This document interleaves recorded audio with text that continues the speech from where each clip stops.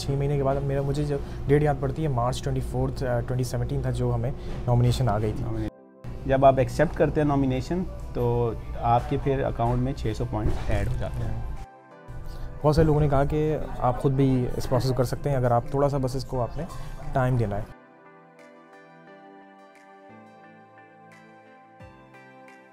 अस्सलाम वालेकुम दोस्तों, welcome to the new video. आज आप देख सकते हैं कि दोनों यासिर मौजूद हैं यहाँ पे और एक नई वीडियो के साथ हम आए हैं यहाँ पर। और आज आपकी काफ़ी रिक्वेस्ट आई थी कि मैं अपना जो है पीआर स्टोरी आपके साथ शेयर करूं, तो मेरे साथ यासिर भी अपनी स्टोरी शेयर करेंगे। इसकी वजह ये कि हम दोनों का पीआर और एप्लीकेशन लॉन्च करने से लेके और सारी चीज़ें तकरीबन एक साथ ही रहा है, इसलिए और काफ़ी सिमिलर प्रोसेस था हम दोनों का ही, तो हम वो सारी डिटेल शेयर करेंगे। तो यासिर, अस्सलाम वालेकुम यासिर। वालेकुम अस्सलाम। यासिर ने मुझसे रिक्वेस्ट की थी वीडियो की कि हमारा जो पीआर प्रोसेस है कैसे हुआ। 2017 में न्यू ब्रांसविक के गवर्नमेंट के कुछ लोग गए थे जिन्होंने इंफॉर्मेशन सेशन किया था दुबई में। इंफॉर्मेशन सेशन के बारे में हमें ख़ास करके मुझे तो बिल्कुल पता नहीं था। मुझे तो पता भी नहीं था कि इंफॉर्मेशन सेशन जैसी चीज़ भी कोई होती है।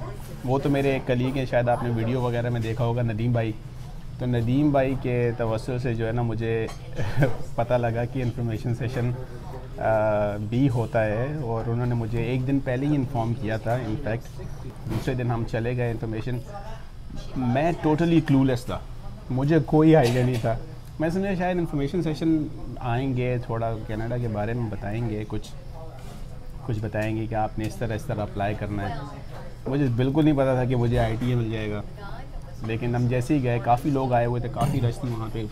मज़े की बात, काफ़ी जगह से लोग आए हुए थे, आउटसाइड UAE लोग आए हुए थे, नाइजीरिया से लोग आए हुए थे, इंडिया से लोग आए हुए थे। काफ़ी रश थी, काफ़ी लोगों को पता था।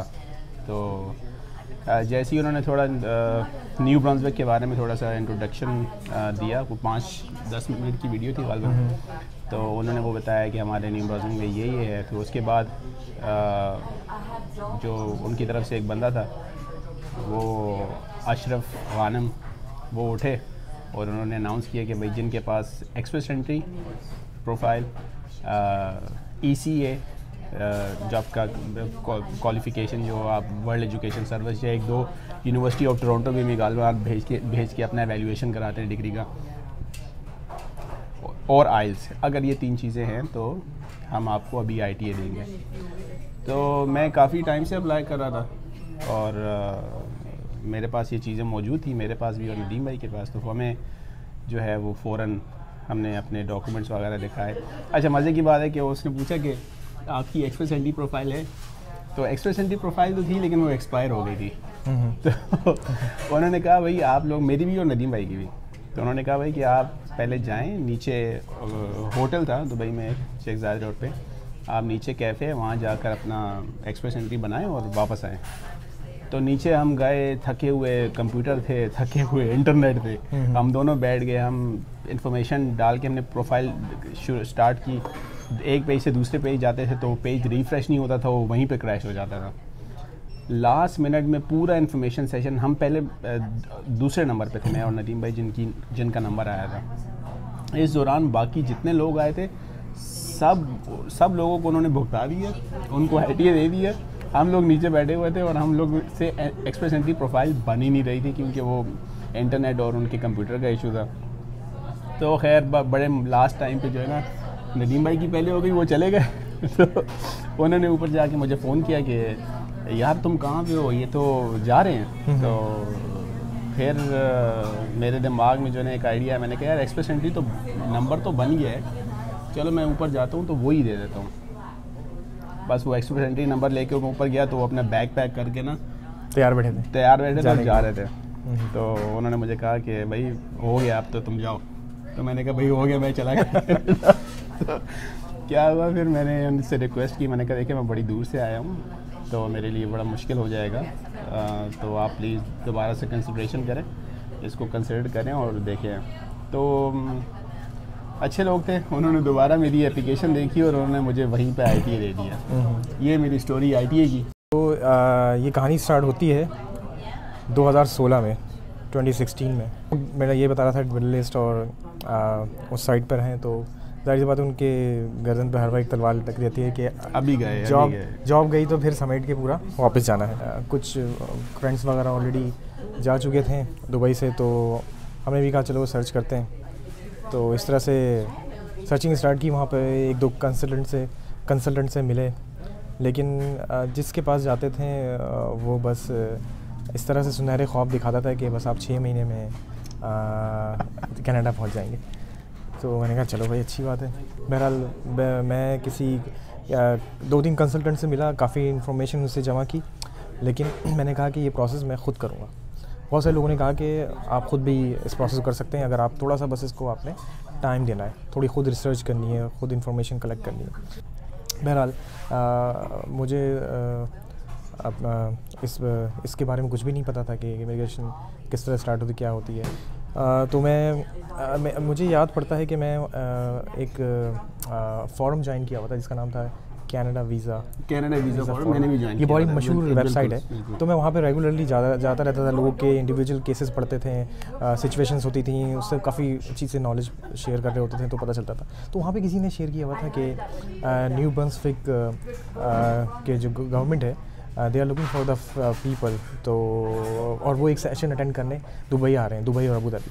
तो ये बड़ा मुझे क्लिकिंग पॉइंट था, तो मुझे क्लिक हुआ। मैंने कहा चलो देखते हैं। मुझे ये सब अभी तक जितने भी मेरा एक्सपीरियंस रहा था उस वक्त तक, मैंने कहा था यार ये सब चीज़ें फेक होती हैं और कुछ नहीं होता, बस सेशन अटेंड करने। उस वक्त तक मेरे इसी इंप्रेशन में था। बहरहाल रजिस्ट्रेशन की उस वक्त ये जो सेशन है वो मैंने सुना था ये फ़िलीपींस में इन्होंने काफ़ी सेशंस किए थे, इंडिया में किए थे, और उसके बाद सऊदीया में किए थे, और भी यूरोप के अंदर कर चुके थे। उसके बाद ये दुबई और अबू धाबी आ रहे थे, तो ये हमारे लिए बड़ी अच्छी अपॉर्चुनिटी थी। तो मैं अबू धाबी पहुँचा और सुबह तकरीबन 9 बजे सेशन था। बहरहाल सेशन शुरू हुआ। काफ़ी जब वहाँ पहुँचा तो देख के हैरान रह गया कि एक बहुत बड़ा मजमा आया हुआ था।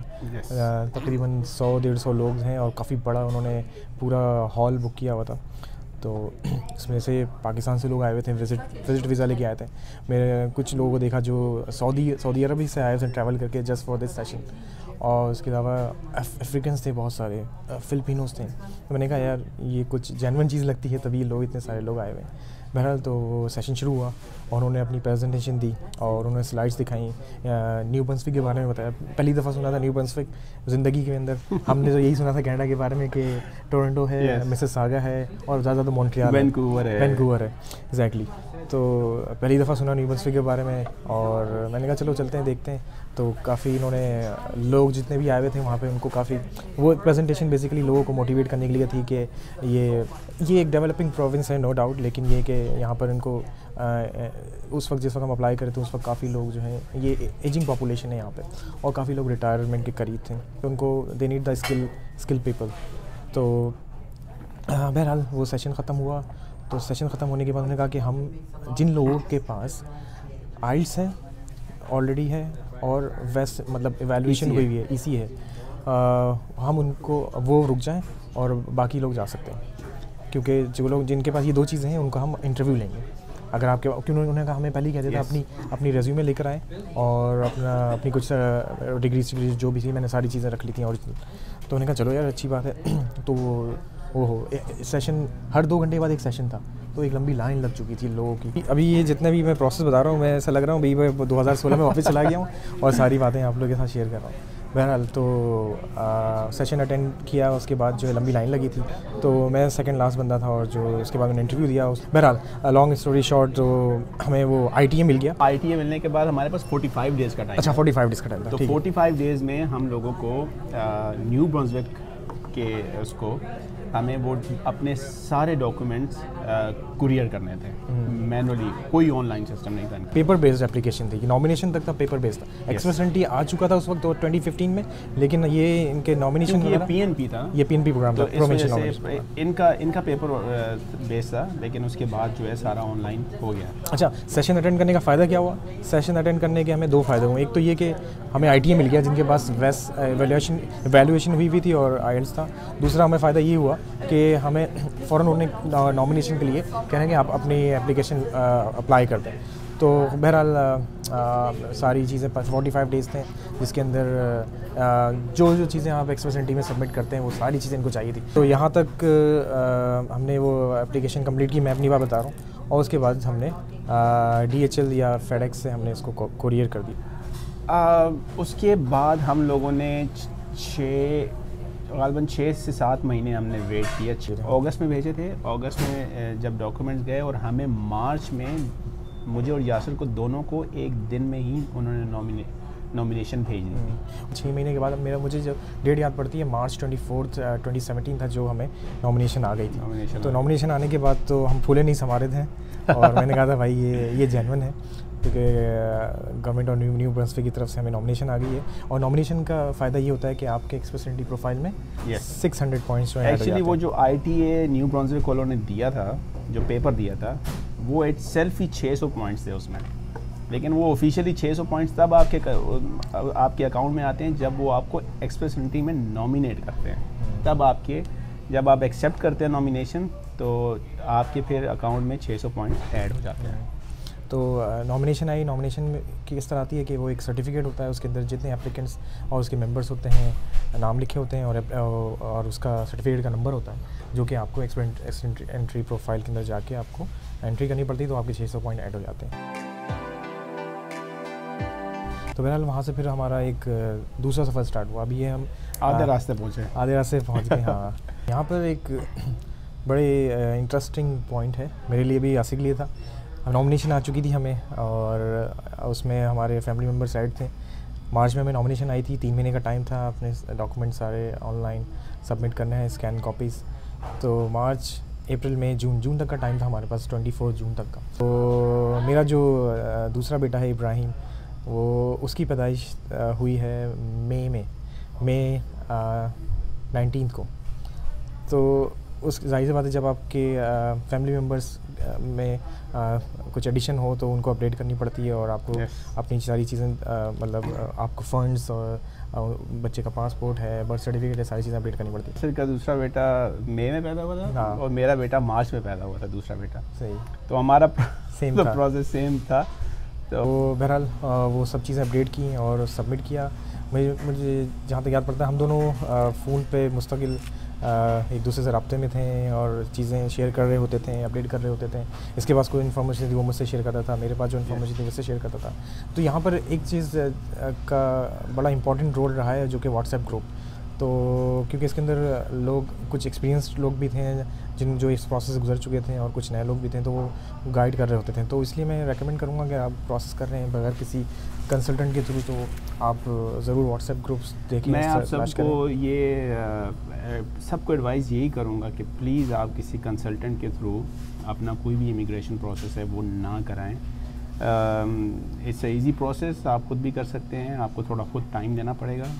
ऑनलाइन सारी इन्फॉर्मेशन मौजूद है, और मुझे टू बी ऑनेस्ट, मुझे तो जो जितने भी कंसल्टेंट्स हैं और ये जो कंपनीज बैठी हैं दुबई में ख़ास तौर के, they are just making the money. हाँ, they just making the money. Application मुझे जो डेट याद है, मैंने 14 जून 2017 को एप्लीकेशन जो है वो सबमिट कर दी। उसके लिए एक फ़ीस होती है, हर एप्लीकेंट की अलग अलग फ़ीस है। आपके डिपेंडेंट्स जो हैं उनकी अलग फ़ीस है, बच्चों की अलग फ़ीस है, लेकिन उसके अंदर भी बहुत सारे प्रोसेस हैं एक्सप्रेस एंट्री के लिए। आपके सारे डॉक्यूमेंट्स और अगेन सारी चीज़ें अपडेटेड, आपकी बैंक स्टेटमेंट है, मेडिकल के लिए वो भेजते हैं, और पुलिस सर्टिफिकेट है दुबई से। अगेन अगर आप कहीं और किसी कंट्री में रहें मोर देन 6 मंथ्स, तो वहाँ से भी उनकी रिक्वायरमेंट है। आपकी ट्रैवल हिस्ट्री अपडेट होना बहुत ज़रूरी है, जहाँ जहाँ आपने ट्रैवल किया है डेट के साथ, करेक्ट डेट के साथ। और और सबसे जो इम्पोर्टेंट चीज़ें, अगर आपको लगता है कि कुछ ऐसी चीज़ें हैं जिनको जो बंदा न्यूट्रल बंदा समझ नहीं पाएगा, इसको एक्सप्लेन करना बहुत ज़रूरी है, तो लेटर ऑफ एक्सप्लेनेशन, एक फ़ोल्डर था हमारा लेटर ऑफ एक्सप्लेनेशन था, जिसमें 8 से 10 लेटर्स थी और उसकी एक्सप्लेनेशन थी। अपनी इमिग्रेशन प्रोसेस में जितने भी डॉक्यूमेंट सबमिट किए और जहाँ जहाँ हमें ज़रूरत पड़ी कि इस चीज़ को ज़्यादा एक्सप्लेन करना चाहिए, तो उसके लिए हमने वो चीज़ें लेटर ऑफ एक्सप्लेनेशन में डाली, विच इज़ वेरी गुड। वो पढ़ते हैं और फिर उन्हें समझ आती है कि इन्होंने लेटर ऑफ एक्सप्लेनेशन साथ में दिया है, तो वो फिर डॉक्यूमेंट को अच्छे तरीके से समझ सकते हैं। और ये बहुत ही हाईली रेकमेंडेड है। आपको लगता है कि कुछ अगर आपके डॉक्यूमेंट्स में इस तरह की चीज़ें हैं जो एक्सप्लेन करना ज़रूरी हैं, तो ज़रूर उस चीज़ को एक्सप्लेन करें। तो बहरहाल मैंने 14 जून को अपनी एप्लीकेशन जमा कराई और उसी वक्त ही एक्नॉलेजमेंट आ जाती है नेक्स्ट डे आपको, क्योंकि उसकी कोई फ़ीस भी होती है तकरीबन हर एप्लीकेंट की अलग, जैसे मैंने बताया आपको। उसके बाद हर स्टेप बाय स्टेप आपका प्रोसेस वहाँ पर फॉलो, केस ऑफिसर, हमारा जो केस ऑफिसर था वो हमारा जो वीज़ा ऑफिस लंदन ऑफिस था, और जो केस डिफरेंट केस ऑफिसर्स थे दोनों के। तकरीबन मुझे याद पड़ता है जहाँ तक अगस्त के अंदर हमारा मेडिकल क्लियर हो गया था 2 महीने में। ऐसे ही है ना, तुम्हारी भी एक मतलब सेम ही एक दो दिन आगे पीछे। हम लोगों ने PR की एप्लीकेशन आगे पीछे सबमिट की थी, क्योंकि तुमने 9 जून को शायद जमा कराई। हाँ, मैंने जून के पहले के दूसरे हफ्ते में सबमिट की थी, और गालबन तुमने 14 जून को बात किया था। और सबमिट करने के बाद जो है हमारा यही काम होता था कि हम सुबह जब भी आँख खुलती थी, मैं ख़ास तौर पे प्रोफाइल चेक कर रहा था, मैं अपना पहले ईमेल चेक कर रहा था कि यार कोई ईमेल आई है या। वो एक बड़ा वेटिंग पीरियड बड़ा मुश्किल होता है। yes. जब आपने एप्लीकेशन सबमिट कर दी है, फाइनल प्रोसेस में आपका एप्लीकेशन, तो बहरहाल 2 महीने बाद जो है मेडिकल हमारा क्लियर होगा। उसके अंदर अपडेट आई कि मेडिकल वो हो गया। फिर नेक्स्ट होता है वो एलिजिबिलिटी होती है शायद। yes. तो उसको भी हमारे तकरीबन 1.5-2 महीने लग गए थे, वो हो गया। फिर थर्ड जो प्रोसेस और फाइनल होता है वो होता है सिक्योरिटी। तो सिक्योरिटी के अंदर वो ज़ाहिर सी बात है, वो सारी आपकी इन्फॉर्मेशन वैलिडेट कर रहे होते हैं डिफरेंट एजेंसी से, और आप जिस मुल्क से ताल्लुक़ रखते हैं और जहाँ आपने काम किया हो, अगर आपने बैंक स्टेटमेंट जो दी है वो उनके ऊपर है कि वो रैंडमली सिलेक्ट करें या किसी इंडिविजुअल को। बहुत सारे ऐसे लोग भी थे जो इस सिक्योरिटी चेक्स के अंदर आकर फंस गए थे और उनको 6-6 महीने लग गए थे। 1 साल लगे कुछ लोगों को।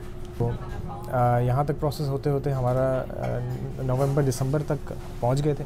उसके बाद हमें लग रहा था हमारा, क्योंकि हमारा सिक्योरिटी जो है, जब सिक्योरिटी चेक होने के बाद थोड़ा टाइम लग रहा था, तो मैंने और यासिर दोनों ने GCMS नोट्स के लिए हमने एप्लीकेशन डाली, तो हमें GCMS नोट्स आए। GCMS सॉरी नाम भूल गया, काफ़ी टाइम हो गया। GCMS नोट्स आप अप्लाई कर सकते हैं देखने के लिए कि वीज़ा ऑफिसर ने आपके केस पे कहाँ कितना काम किया और क्या कमेंट्स दिए, क्या कमेंट्स हैं, हाँ। ये आप चेक कर सकते हैं अपने, मतलब इसके अलावा आपको कोई हेल्प, और आप फ़ोन भी करेंगे तो वो कहेंगे कि your application is under process, you have to wait. तो बस यही एक तरीका है अपनी फ़ाइल चेक करने का कि कहाँ तक पहुँची है वो GCMS नोट से। हाँ, दिसंबर में दाखिल हो गए हम, और हम सुना करते थे कि आप 6 महीने में कनाडा पहुँच जाएं, तो 6ठा महीना स्टार्ट हो रहा था हमारा दिसंबर का। और अब जो है, मतलब जो हमारा जो वेटिंग पीरियड था वो ऑलमोस्ट 6 मंथ्स का जो कहते हैं एक्सटेंसिटी का, वो ख़त्म होने वाला था। दूसरे हाफ की बात कर रहे हैं, दूसरे हाफ की, क्योंकि हमें पहले हाफ में जो न्यू ब्रंसविक के साथ था, हाँ। उसमें 6-7 महीने हमें लग चुके थे ऑलरेडी। और ये जो सेकंड हाफ है जो इमिग्रेशन प्रोसेस का, उसकी बात करें यहाँ से कि सेकंड हाफ में हम 6ठे मंथ में पहुँचे हैं। 6ठे मंथ में पहुँचे, तो 21-22 दिसंबर के करीब हमें पता चला कि कनाडा के अंदर छुट्टियां हो जाती हैं और कोई काम नहीं करता 10 दिन तक, न्यू ईयर तक लोग वेकेशन मनाते हैं। तो हमने कहा चलो अभी जो है क्रिसमस आ रहा है, अब इसके बाद ही 1 जनवरी के बाद ही चेक करेंगे। तो 1 जनवरी के बाद 2nd या 3rd जनवरी को मुझे याद पड़ता है कि we got the golden email of the PPR, जिसको कहते हैं पासपोर्ट। मैंने फ़ोन किया था, तो मैं बताया फ़ोन किया था, तकरीबन 1 बजे का टाइम हो रहा था। मैं अपनी ऑफिस से ख़त्म कर 3 बजे के 3 बजे, अच्छा ठीक है। मेरी और इसकी छुट्टी सेम होती थी दुबई में ऑफिस में। तो मैंने इसको फ़ोन किया, मैंने कहा भाई चेक करो, ईमेल आ गई है गोल्डन ईमेल। तो यासिर को भी आ गई थी, मुझे भी आ गई, सेम डे और सेम टाइम तकरीबन सेम टाइम। तो उसके बाद तकरीबन हमारे पास 1 महीने का टाइम था कि आप अपने पासपोर्ट जो है वो अबू धाबी ऑफिस में, VFS ऑफिस एक्चुअली है दुबई के अंदर, वाफ़ी मॉल में, हाँ, दुबई में। आप दुबई में वाफी मॉल में VFS है, तो मैंने तो वहाँ सबमिट किया। मैंने भी वहीं सबमिट किया अपनी। तो आप वहाँ से अपने पासपोर्ट भेजें तो वो आपका वीज़ा लगकर वहाँ से आपको वापस रिटर्न आ जाता है। तो उसके लिए भी फ़ीस है, कुछ हमने कुछ फ़ीस सबमिट की थी वहाँ पे भी। तो ये था टोटल हमारा। उसके बाद जो है वीज़ा लगने के बाद मुझे भी आ गया था 1-2 हफ्ते में वीज़ा लगकर, जनवरी के अंदर ही। उसके बाद फिर हमने अपनी तैयारी शुरू करी। मई में मैं न्यू ब्रंसविक आया, यासिर भी मई में आया। तुम कौन सी डेट पे आए थे यासिर, याद है अगर? मैं 11 मई को आया। और मैंने 28 को लैंड किया था। लेकिन वहाँ पर न्यू ब्रंसविक में मैं 6 जून को आया था। और मतलब कि ये अच्छा, मतलब लोग कहते हैं कि समर्स में आना चाहिए ताकि आप, समर्स यहाँ का बहुत ही खूबसूरत होता है वेदर। तो उस दौरान हम आए और अभी हम आपके सामने बैठे हैं। 2.5 साल होने वाले हैं हम साथ बैठे हैं। तो हमारे यहाँ पे बहुत अच्छे भाई हैं, अली भाई। हाँ। तो अली भाई, थैंक यू वेरी मच, आपने हमें शुरू में सपोर्ट किया। अली भाई को मैं बस किसी रेफरेंस से उनके साथ मेरी बात हुई, मैं नहीं जानता था उनको बिल्कुल भी। और आने से पहले, क्योंकि एक अकोमोडेशन एक बहुत बड़ा हेडेक होता है, तो मैंने उनको किसी के रेफरेंस से फ़ोन किया था। तो उन्होंने फ़ौरन मेरा अकोमोडेशन जो है वो किया। फिर मैंने यासिर को कहा, मैंने कहा यासिर मैंने तो घर कर लिया अपना। फिर यासिर ने कहा कि ठीक है, मैं भी सेंट जॉन जाता हूँ, मेरा भी करते हैं। तो फिर अली भाई को दोबारा किया और अली भाई ने यासिर का भी। तो सेंट जॉन आने का सारा सहरा हमारा अली भाई की तरफ जाता, वरना मेरा इरादा फ्रेडरिक्टन या मंगटन की तरफ जाने का था। बहरहाल यासिर ने कोशिश की और अली भाई ने अच्छा रिस्पांस दिया। यहाँ पे एक अच्छी पाकिस्तानी कम्युनिटी रहती है, पाकिस्तानी इंडियन सारे मिलके रहते हैं। हम जो है फोर्ट हाउ में बहुत सारी वीडियोस में आपने देखा होगा, हमारे अपार्टमेंट्स भी, हमारे दोस्तों को भी, तो वो सारी हमारी पूरी एक फैमिली है। और मुझे तकरीबन 2.5 ईयर्स होने वाले हैं यहाँ पर। और अल्हम्दुलिल्लाह मुझे 3-4 महीने बाद यहाँ पर अपनी फील्ड की अच्छी जॉब मिल गई। मैं गवर्नमेंट ऑफ न्यू ब्रंसविक के साथ होता हूँ। मैं भी एक मॉन्ट्रियल बेस्ड कंपनी है, वहाँ जॉब कर रहा हूँ। IT कंपनी है और IT फील्ड से रिलेटेड है, माइक्रोसॉफ्ट के साथ काम कर रहे हैं। तो बस हम जब यहाँ पे आए थे तो फ्रॉम द स्क्रैच हमने स्टार्ट किया था। हमें नहीं पता था कि हमें मतलब आगे कैसा रिस्पॉन्स मिलेगा, क्या होगा। लेकिन अल्हम्दुलिल्लाह अल्लाह ने बड़ा करम किया और अच्छे लोग मिले यहाँ पर। बहुत अच्छा वेलकम किया लोगों ने, अपनी कम्युनिटी के लोगों ने भी, और यहाँ के लोकल्स भी काफ़ी फ्रेंडली हैं और बड़ा वेलकमिंग है, बहुत अच्छे से मिलते हैं। तो अल्हम्दुलिल्लाह हम भी खुश हैं, हमारी फैमिली भी खुश हैं। तो हम इंशाल्लाह 6 महीने बाद अप्लाई करेंगे सिटीज़नशिप के लिए। और तो ये थी हमारी स्टोरी। आप लोग बड़े दिनों से बहुत सारे लोगों ने रिक्वेस्ट की थी कि आप अपना PR स्टोरी हमारे साथ शेयर करें। तो बताएं आपको कैसी लगी। हमने पूरी बातें एक्सप्लेन की हैं, सारी बातें बताई हैं। और बगैर, सबसे बड़ी बात ये है कि बगैर किसी कंसल्टेंट के काम खुद ही किया। तो इसलिए जब हम कर सकते हैं तो आप भी ये काम कर सकते हैं। बिल्कुल। मेरी और यासिर की ऑलमोस्ट सेम स्टोरी है, इसलिए मैंने सोचा कि आज यासिर के साथ हम स्टोरी शेयर करें। यासिर कुछ कहना चाहोगे? बस thank you very much Yasir, मुझे आपका थैंक यू। आपने मुझे बुलाया और अच्छी बात हुई है आपके साथ। और आपके व्यूवर्स को भी जो है आई होप कि आप लोगों को इन्फॉर्मेशन मिली होगी। और अगर आपको कोई और इन्फॉर्मेशन चाहिए तो आप इनकी वीडियो पे नीचे कमेंट करें और हम ज़रूर, अगर जो पता होगा ज़रूर शेयर करेंगे। जी, तो चलें इंशाल्लाह फिर नेक्स्ट वीडियो में मिलते हैं। Thank you very much.